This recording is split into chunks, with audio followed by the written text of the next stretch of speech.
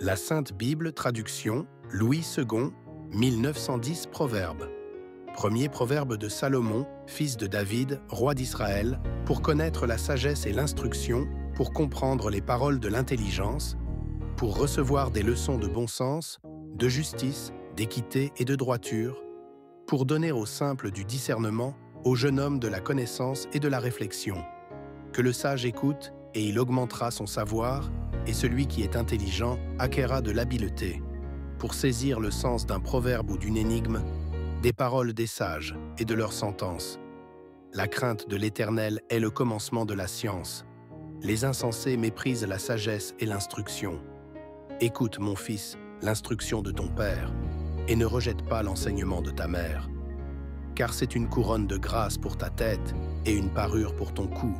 Mon fils, si des pécheurs veulent te séduire, ne te laisse pas gagner.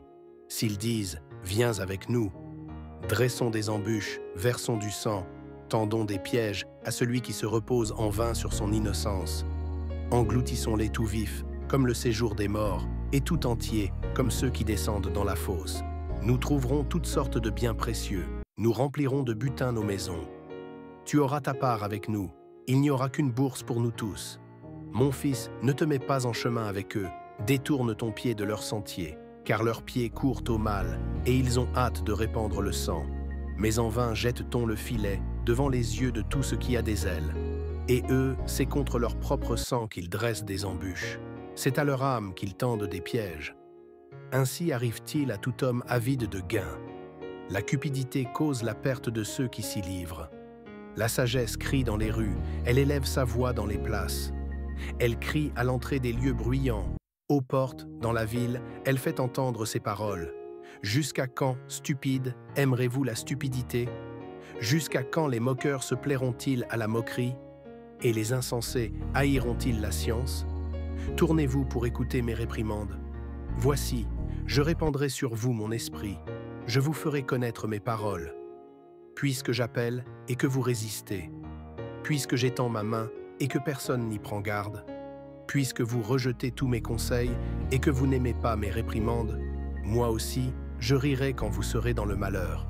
Je me moquerai quand la terreur vous saisira. Quand la terreur vous saisira comme une tempête, et que le malheur vous enveloppera comme un tourbillon, quand la détresse et l'angoisse fondront sur vous.